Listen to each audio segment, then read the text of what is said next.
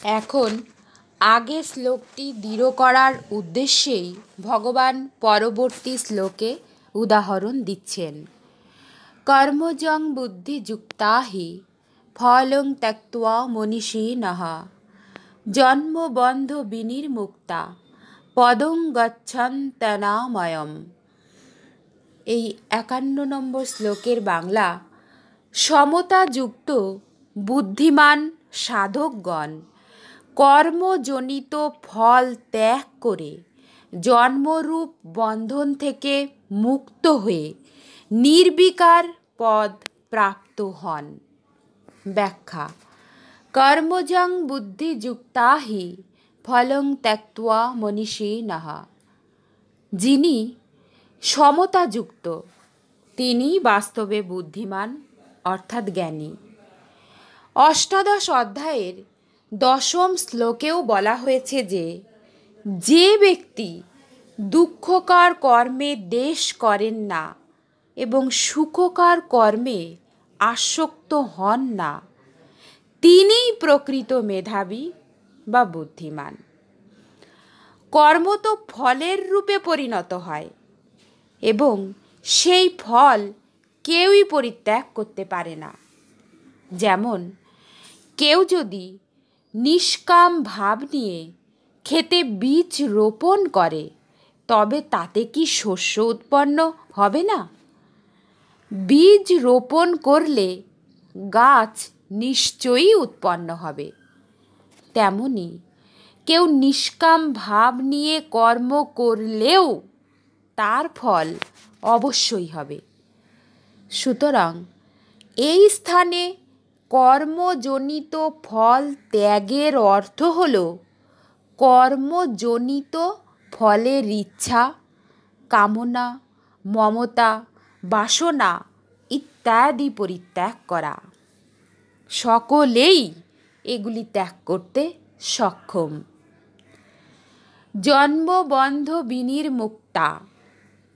সমতাযুক্ত মনীষী সাধকগণ জন্মরূপ বন্ধন হতে মুক্ত হয়ে যান। কারণ সমতায় স্থিত হলে তাদের আর আসক্তি, দ্বেষ, কামনা, বাসনা, মমতা ইত্যাদি দোষগুলি বিন্দুমাত্র থাকে না। সেই জন্য তাদের আর পুনর্জন্ম হওয়ার কোনো কারণ থাকে না। তারা জন্ম মৃত্যুরূপ বন্ধন থেকে চিরকালের মতো মুক্ত হয়ে যান। পদম গচ্ছন্তনাময়ম। আময় এর অর্থ হলো রোগ। রোগ হচ্ছে এক প্রকার বিকার। যার কোনো প্রকার বিকার থাকে না তাকে অনাময় বা নির্বিকার বলা হয়। সমতাযুক্ত মনীষীগণ এই নির্বিকার পদ প্রাপ্ত হন। এইরূপ নির্বিকার পদকে 15 অধ্যায়ের 5ম শ্লোকে অব্যয়পদ এবং অষ্টাদশ অধ্যায়ের 56তম শ্লোকে শাশ্বত অব্যয়পদ নামে অভিহিত করা হয়েছে। যদিও গীতায় সত্ত্বগুণকেও অনাময় বলা হয়েছে, কিন্তু প্রকৃতপক্ষে অনাময় বা নির্বিকার হচ্ছে নিজ স্বরূপ বা পরমাত্ম তত্ত্ব। কারণ এটি গুণাতীত তত্ত্ব, যা প্রাপ্ত হলে কাউকে আর জন্ম মৃত্যু চক্রে আবর্তিত হতে হয় না। পরমাত্ম তত্ত্ব প্রাপ্তির হেতু হওয়ায় ভগবান সত্ত্বগুণকেও অনাময় নামে অভিহিত করেছেন। অনাময় পদ প্রাপ্ত হওয়া কেমন? প্রকৃতি হচ্ছে বিকারশীল, তাই তার কার্যরূপ শরীর জগৎ সংসারও বিকারশীল। স্বয়ং নির্বিকার হয়েও যখন এই বিকারশীল শরীরের সঙ্গে তাদাত্ম্য করে তখন সে নিজেকেও বিকারশীল বলে মেনে নেয়। কিন্তু যখন সে শরীরের সঙ্গে মেনে নেওয়া সম্পর্ক ত্যাগ করে তখন তার নিজ সহজ নির্বিকার স্বরূপের অনুভব হয়। এই স্বাভাবিক নির্বিকারত্ব অনুভব করাকেই এখানে অনাময় পদ প্রাপ্ত হওয়া বলা হয়েছে। এই শ্লোকে বুদ্ধিযুক্তা এবং মনীষিণা পদে বহুবচন দেয়ার তাৎপর্য এই যে যারাই সমতাতে স্থিত হন তারা সকলেই অনাময় পদ প্রাপ্ত হন, মুক্ত হয়ে যান, কেউ আর বাকি থাকেন না। এইরূপ অনাময় প্রাপ্তির একটি নিশ্চিত উপায় সমতা।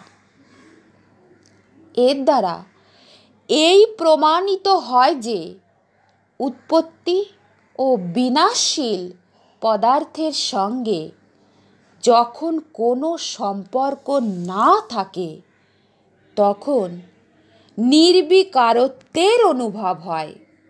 তার জন্য কোনো পরিশ্রম করতে হয় না, কারণ এটি সৃষ্টি করতে হয় না, এটি স্বত ও স্বাভাবিক। কর্মে যোগী অর্থাৎ সমতা কেন কৌশল তার কারণ হি পদটির দ্বারা এই শ্লোকে জানাচ্ছেন। সাত্ত্বিক কর্মের ফল নির্মল, রাজসিক কর্মের ফল দুঃখ এবং তামসিক কর্মের ফল হল মূঢ়তা। সমতাযুক্ত ব্যক্তি এই 3 প্রকারের ফল পরিত্যাগ করেন। কর্মজনিত ফল ত্যাগের 2টি অর্থ হয়, ফলেচ্ছা পরিত্যাগ করা এবং কর্মের ফলস্বরূপ অনুকূল প্রতিকূল পরিস্থিতি উপস্থিত হলেও তাতে সুখী বা দুঃখিত না হওয়া। প্রকৃতপক্ষে উৎপত্তি ও বিনাশশীল সমস্ত জগৎ সংসারই কর্মফল অর্থাৎ বন্ধন। বিনাশশীল বস্তু মাত্রই কর্মফল। তাই এই জগৎ সংসারে কর্মফল ব্যতীত আর কিছুই নেই।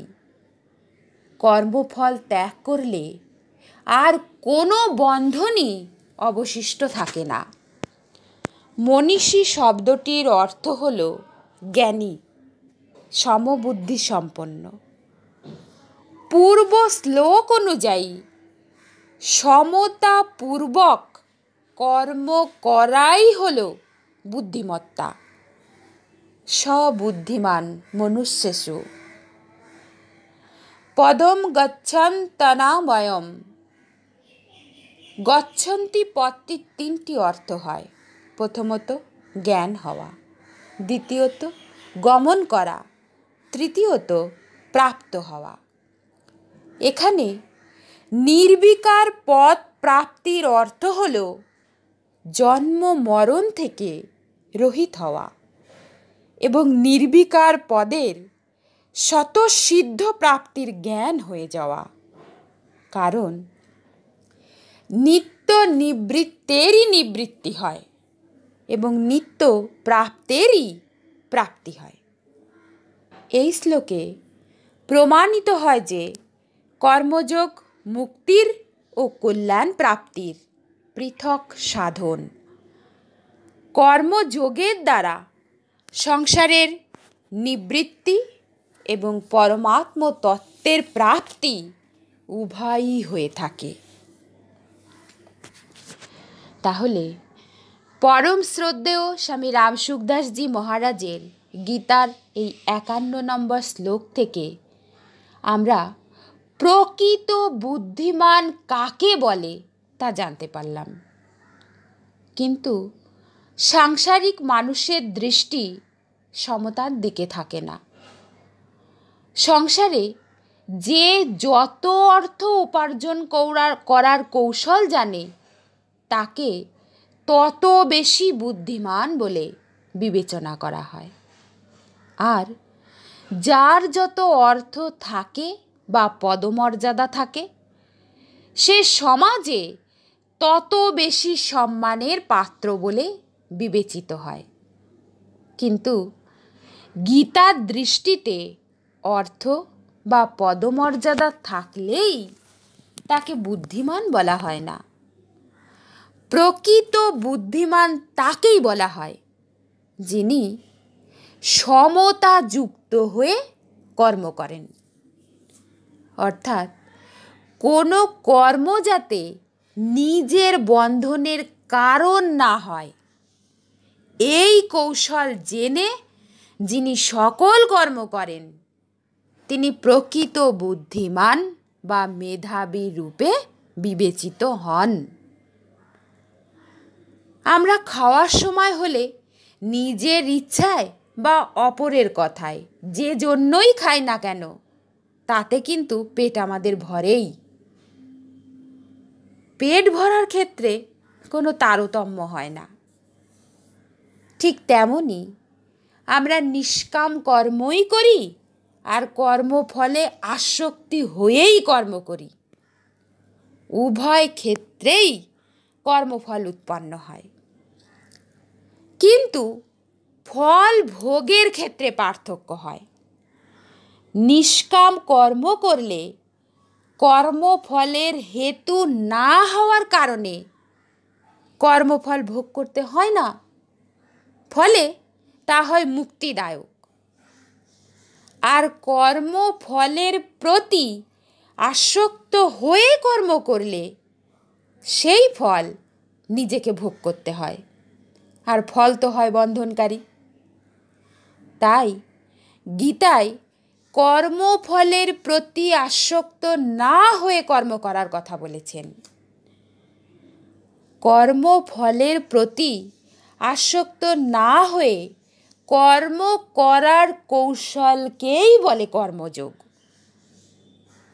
কর্মযোগে যুক্ত ব্যক্তি সহজেই সমতা প্রাপ্ত হয়। তিনি কর্মের ফলস্বরূপ অনুকূল ও প্রতিকূল পরিবেশে বিচলিত হন না, অর্থাৎ সুখী বা দুঃখী হন না। তিনি সর্বদা নির্বিকার থাকেন। তারা জন্ম মৃত্যুরূপ বন্ধন থেকে চিরকালের মতো মুক্ত হয়ে যান। তাই সংসারেও শুধু কর্ম করলেই আমাদের হবে না, হতে হবে কর্মযোগী। তবেই আমাদের প্রকৃত কল্যাণ হবে, সংসার বন্ধন থেকে মুক্তি পাব।